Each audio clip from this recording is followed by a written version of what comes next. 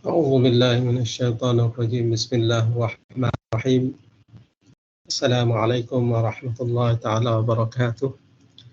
InsyaAllah pada tengah hari ini saya akan membentangkan satu tajuk, iaitu pengurusan risiko syariah di Universiti Sains Islam Malaysia, peranan mesyuarat jawatankuasa panel syariah.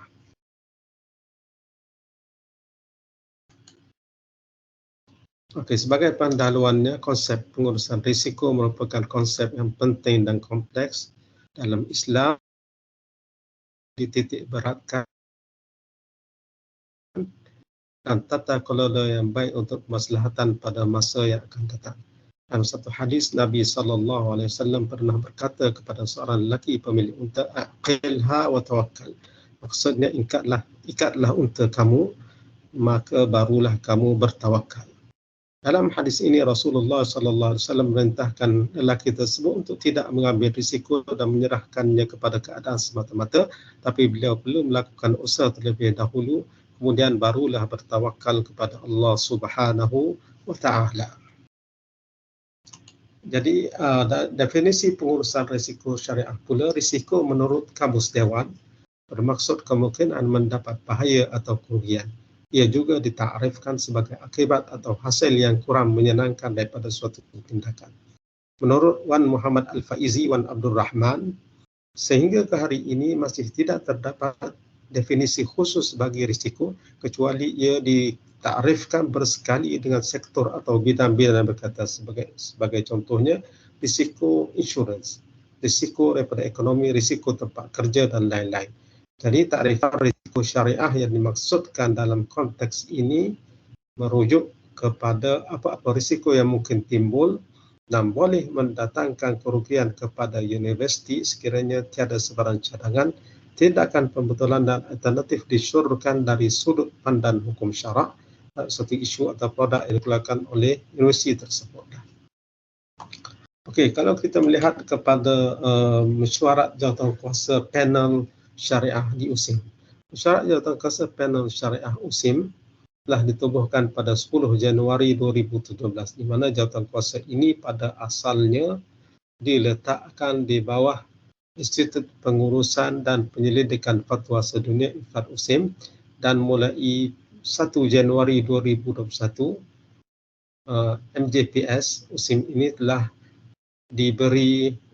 diletakkan di bawah Pusat Tanggungjawab yang baru, iaitu Bahagian Pemantauan Syariah Integriti, Pengurusan Risiko Keselamatan dan Kesihatan Pekerjaan SIRAJ, di mana unit pemantauan syariah di bawah SIRAJ telah dipertanggungjawabkan untuk mengurustiakan mesyuarat jawatankuasa panel syariah USIM.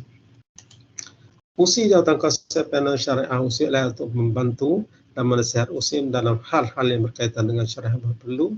Yang kedua, meneruskan suatu cadangan yang dikemukakan kepada jawatankuasa panel syariah USIM menepati hukum syarak dan sesuai dipertimbangkan oleh USIM untuk dilaksanakan. Dan yang ketiga, untuk meneliti serta memberi cadangan dari sudut hukum syarak atas sebarang cadangan yang dikemukakan kepada jawatankuasa panel syariah USIM. Yang keempat, mencadangkan penambahbaikan serta alternatif ke atas sebarang cadangan yang telah diputuskan sebagai kurang bertepatan dengan kehendak hukum syarak. Dan yang kelima, mengesyorkan sebarang cadangan yang dipikirkan sesuai dilaksanakan oleh USIM dalam mencapai matlamat penemuannya. Keanggotaan mesyuarat jawatankuasa panel syariah USIM terdiri pada 7 orang ahli tetap yang dipengurusikan oleh seorang pengurusi yang dilantik dari kalangan ahli tetap tersebut, manakala seramai 6 orang ahli bersekutu juga telah dilantik bagi mengikuti bidang kuasa pengurusi.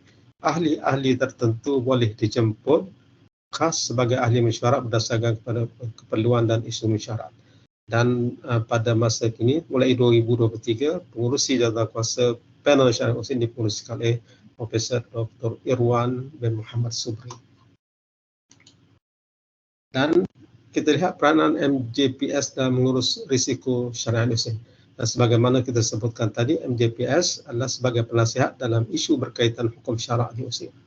Isu-isu syariah dikemukakan oleh pelbagai pusat tanggungjawab PTJ di USIM akan dibincang dalam mesyuarat jawatankuasa panel syariah yang diketuai oleh pakar-pakar syariah lainnya nanti oleh USIM. Mereka akan berbincang, menilai, meneliti menilai risiko dan menganalisa suatu isu yang dikemukakan sebelum mencadangkan penyelesaian ataupun alternatif yang sesuai untuk isu tersebut. Keputusan pada asasnya dibuat berdasarkan metodologi istimewa hukum dengan melihat kepada keutamaan sumber hukum meliputi sumber yang disepakati iaitu Al-Quran, hadis, ijma' dan qiyas, dan juga sumber yang tidak disepakati seperti al-masalah, al-mursalah, istihsan, qaul sahabi, sadd az-zara'i dan lain-lain. Dan selain daripada sumber hukum tadi, keputusan hukum yang selari dengan maqasid syariah juga turut diambil berat, turut diperhatikan dan memastikan kepatuhan syariah berlaku. Pemeliharaan agama misalnya hifzuddin merupakan teras penting dalam mengesyorkan suatu hukum dalam keputusan jawatan kuasa pidana syariah, kerana fungsinya adalah untuk memastikan semua perkara mestilah mematuhi prinsip agama dalam pelaksanaannya. Selain daripada itu, pemeliharaan terhadap maqasid syariah lain turut juga mengkira dalam keputusan jawatan kuasa pidana syariah Muslim, sama ada pemeliharaan terhadap harta, pemeliharaan terhadap maruah dan sebagainya turut dan dikira dalam suatu keputusan yang dibuat oleh syarat jawatan kuasa pidana syariah di Muslim. Dari sejak ditubuhkan daripada tahun 2017 sehingga Jun 2023, sebanyak 29 kali mesyuarat telah diadakan dan dengan isu yang dibincang oleh jawatan kuasa pidana syariah menjangkau 85 isu. Antara isu yang sering kali menjadi agenda perbincangan adalah berkaitan syariah yang melibatkan masalah pengurusan keuangan universiti seperti penyertaan dalam pertandingan, denda lewat ulangan pakaian, perjanjian kontrak dan seumpamanya. Selain itu, dapat juga isu wakaf dan zakat seperti zakat pendapatan universiti dan garis panduan penggunaan sumber zakat dan wakaf di Muslim. Isu sosial juga turut dibincangkan seperti isu ikhtilat, percampuran antara pelajar dan kegiatan universiti, garis panduan penganjuran program yang dibenarkan, dan juga gangguan seksual dan pelbagai isu seperti cadangan pelubusan mushaf Al-Quran dan sebagainya. Jadi di sini saya sertakan dua contoh pengurusan risiko syariah yang dibuat oleh mesyuarat jawatan kuasa pidana syariah di Muslim. Okey. Di mana isu pertama adalah penerimaan dan penggunaan dana tidak patuh syariah oleh Muslim. Di mana dari segi perinciannya, isu ini dibawa oleh pejabat penolong Naib Chancellor Penjaraan dan Kelestarian Keuangan, di mana mereka telah diminta untuk menolak sumber pendanaan baru seperti dana tidak patuh syariah untuk manfaat dan keperluan umum universiti. Jadi persoalan yang timbul adalah dari perspektif syariah, adakah boleh Muslim menerima dana tersebut dan menguruskannya bagi manfaat umum universiti? Maka pihak MJPS setelah dibawa isu usul tersebut telah mencadangkan kepada pihak yang bertanya sebelum dibawa ke pengurusan jawatan kuasa pengurusan universiti untuk mengambil kira beberapa perkara berikut. Yang pertama, Muslim boleh menerima wang tidak patuh syariah disumbangkan oleh mana-mana pihak ke dalam hanya satu tabung dana khas sahaja tanpa mencampur adukkan dengan tabung yang lain.